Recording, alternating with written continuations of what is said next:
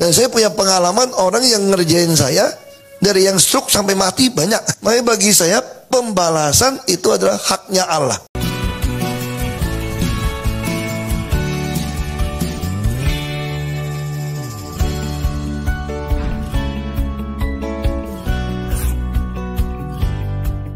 Shalom saudara yang dikasihi Tuhan Yesus.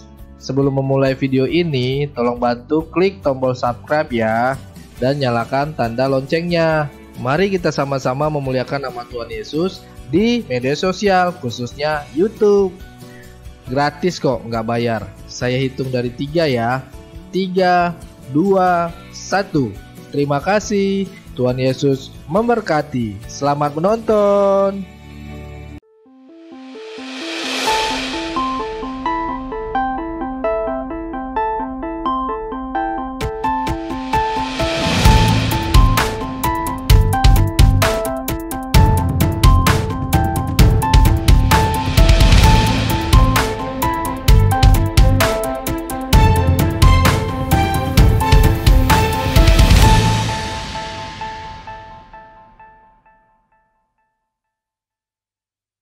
Salam sejahtera bagi kita semua, kembali dengan saya di channel Gereja YouTube ini. Terima kasih bagi teman-teman yang senantiasa mendukung dan mensupport perkembangan channel ini.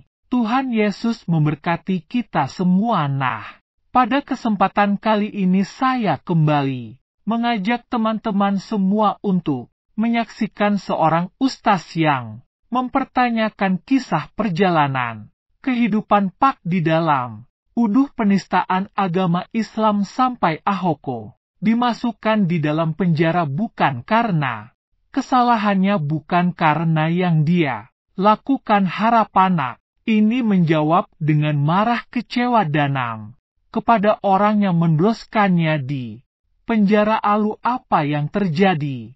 Dimenjelaskan bukan karena emosi, bukan karena penuh dengan amarah, bukan kekecewaan dan lain sebagainya, namun Ahok menjawab dengan damai sejahtera. Bahkan Ahok berkesempatan untuk memberitakan, berkhotbah dan menyampaikan Injil Yesus Kristus seperti yang terlihat di dalam video berikut ini. Bapak menyampaikan sesuatu kepada semua yang ada di sini ini. Pertama adalah masalah keberanian.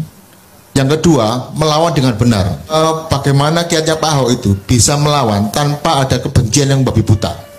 Tetap dengan prosedur yang benar. Nah, saya pikir ini perlu dipahami semua orang, dan saya pikir Pak Ahok adalah orang yang tepat untuk bisa menjelaskannya. Tidak dengan kebencian. Ini mohon maaf, ini bicara keyakinan. Saya termasuk orang Kristen yang yakin setelah masuk kuliah. Jadi sejarah kekristenan, setelah Yesus disalib, Stefanus dirajam dengan batu, 300-an tahun itu penganiayaan besar-besaran kepada namanya pengikut Yesus. Sampai waktu mau jatuh ke penganiayaan masif, Kaisar Roma itu Konstantin jadi Kristen. Tapi sepanjang 300-an tahun itu dia. Maka Yesus pesannya apa sebelum dia meninggal dan naik ke surga? Ya bangkit, naik ke surga. Orang Kristen percaya dia bangkit. Saya ada penganut yang percaya, kamu mau kejam pada saya pun, Allah yang kami kenal dalam Yesus Kristus itu adalah hakim seluruh bumi. Kamu mau berbuat apapun, kalau tanpa seizin Tuhan, nggak mungkin berlaku pada saya. Saya diizinkan oleh Allah, maka bisa masuk ke dalam Makobrimob. Kalau saya tahu itu seizin Allah, kenapa saya mesti marah? Allah punya maksud baik kepada saya. Dan bagi iman saya, Allah saya itu Allah yang hidup. Allah yang sudah bangkit dari mati. Dia bisa berbuat apa saja. Dunia diciptakan dari dia. Jadi saya tidak. Nah, ini soal keyakinan saya. Saya hanya berdoa saja, ngadu sama Tuhan. Dia begitu sama saya. Makanya saya dalam menjawab di pengadilan, kalau kalian menjolimi saya, maka Allah akan mempermalukan kalian satu persatu. Dan itu ternyata Allah lakukan. Dan saya punya pengalaman orang yang ngerjain saya, dari yang stroke sampai mati banyak. Makanya bagi saya pembalasan itu adalah haknya Allah, bukan saya. Jadi kalau ada orang mengatakan saya gini, lu mana bisa jadi presiden, Hok? Ya udah, aku cuma ngomong saja.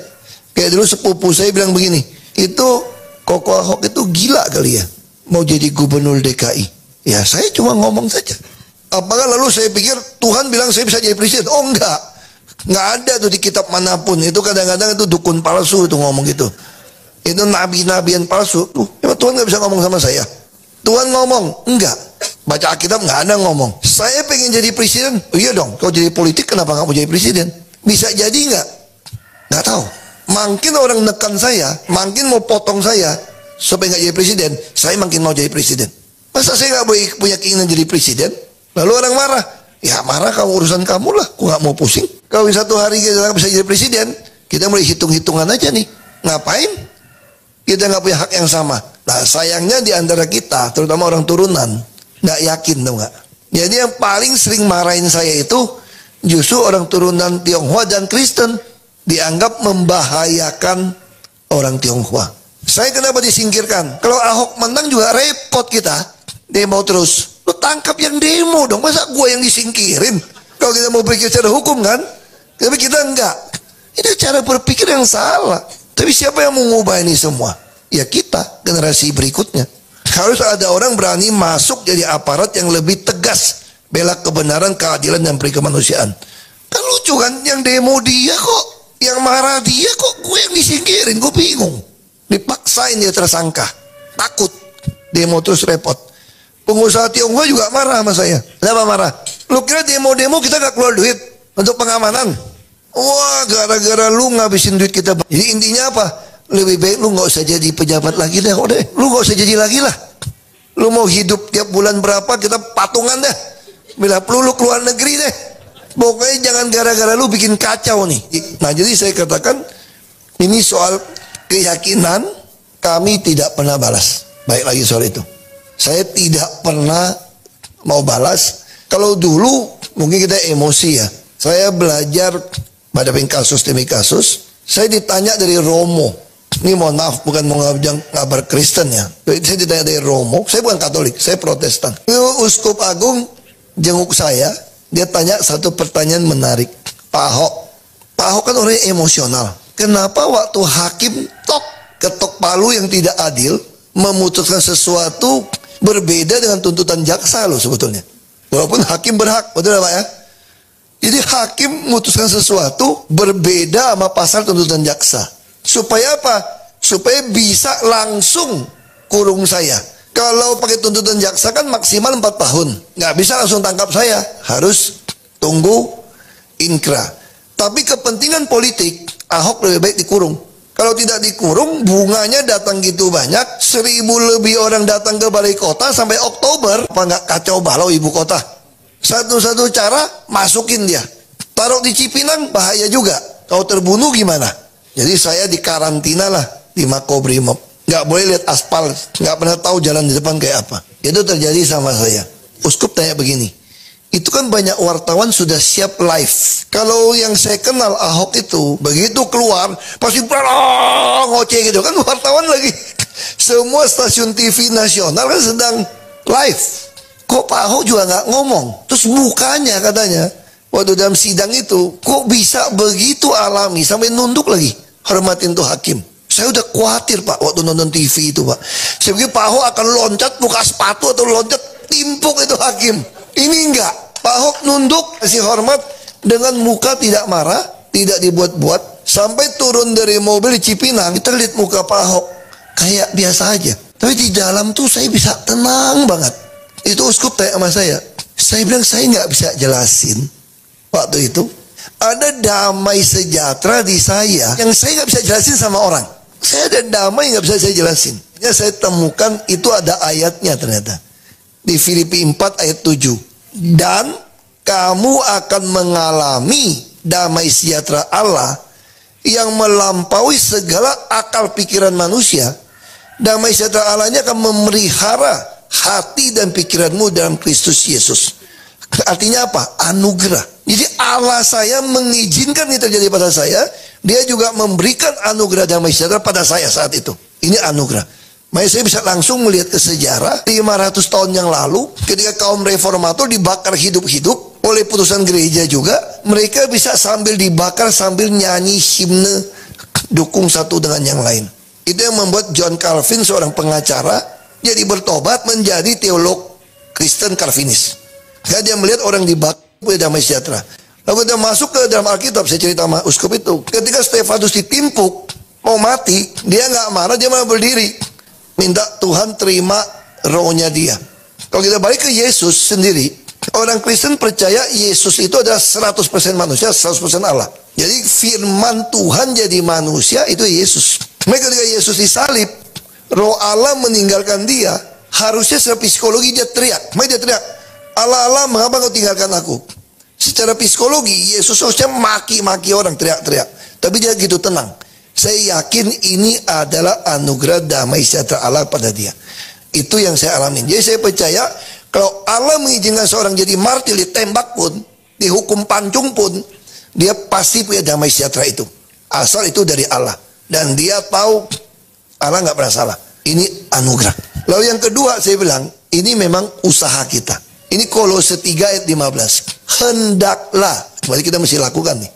Hendaklah damai sejahtera Kristus memerintah hatimu. Sebagaimana kamu dipanggil dari satu tubuh, dan bersyukurlah. Ini kita lakukan. Maka saya minta damai sejahtera Kristus yang mati di kayu salib, yang dihina orang ada jin itu, memerintah hati saya. Dan saya penuh ucapan syukur. Jadi saya bilang itu yang saya alamin. Dia kalau Bapak tanya, kenapa bisa, cara gimana? Saya bilang ini anugerah dan usaha. Saya percaya ketika Allah mengizinkan sesuatu terjadi, dan kita bisa bersyukur menerima itu, tahu ini adalah kehendak Allah, pasti kita... Nah, teman-teman, silakan komen di bawah kolom komentar. Berharap teman-teman memberikan komentar yang positif, yang membangun dan yang mengedukasi. Ya, nah menurut saya terkait dengan video yang kita saksikan atau yang baru kita saksikan bersama Ahoko sungguh luar biasa. Ia dapat atau memiliki kesempatan untuk memberitakan Yesus Kristus dan siapa Yesus itu, dan Injil yaitu Yesus Kristus bagi semua orang yang mendengarkan di dalam ruangan tersebut. Saya melihat bahwa di dalam kesempatan itu, Ahok sungguh-sungguh memberitakan Yesus Kristus dan orang yang mendengarkan dia, baik orang-orang yang berbeda dengan keyakinan, maka orang-orang tersebut memiliki kesempatan untuk mendengarkan berita sukacita, yaitu tentang Yesus Kristus, yaitu Allah sejati dan Allah yang membebaskan orang-orang berdosa dan menyelamatkan orang-orang yang berdosa itu. Akhirnya, orang-orang yang mendengarkan Pak Ahok pada waktu ia menyampaikan berita Injil keselamatan, mereka boleh mendengar atau mengalami pertobatan dan percaya kepada Yesus Kristus, yang dimana satu-satunya juru selamat pribadi yang bisa menyelamatkan kehidupan semua orang. Oleh sebab itu, di akhir video ini saya menyampaikan kepada saudara dan saya tentang berita kabar baik dan good news tentang jalan keselamatan dan kehidupan yang kekal. Jalan keselamatan dan kehidupan yang kekal hanya ada di dalam Yesus Kristus. Di luar Yesus tidak ada juru selamat. Di luar Yesus tidak ada keselamatan. Itu sebabnya Yohanes 14 ayat 6 di sana dikatakan Yesus berkata, Akulah jalan kebenaran dan hidup, tidak ada seorang pun yang sampai kepada Bapa kalau tidak melalui aku. Artinya di luar Yesus tidak ada jalan keselamatan dan kehidupan, hanya di dalam dan melalui Yesus Kristus ada jalan keselamatan dan kehidupan yang kekal. Itulah sebabnya Allah Bapa mengutus Yesus Kristus datang ke dunia untuk memperkenalkan dirinya kepada manusia, supaya manusia yang mengenal Allah yang benar dan Allah yang benar itu membebaskan dan menyelamatkan orang-orang yang sudah berdosa. Oleh sebab itu saya mengajak kita semua supaya saudara dan saya boleh percaya kepada Tuhan Yesus Kristus. Percaya kepada Yesus Kristus, maka saudara dan saya dapat mengalami kehidupan dan keselamatan di dalamnya. Oleh karenanya jangan tunggu-tunggu. Silakan percaya kepada Yesus Kristus dan akulah Dia sebagai Tuhan dan Juru Selamat saudara dan saya pada akhirnya. Anda memperoleh kehidupan yang kekal. Demikianlah video saya kali ini, sampai bertemu di video saya selanjutnya. Saudara, Tuhan Yesus memberkati kita semua. Shalom.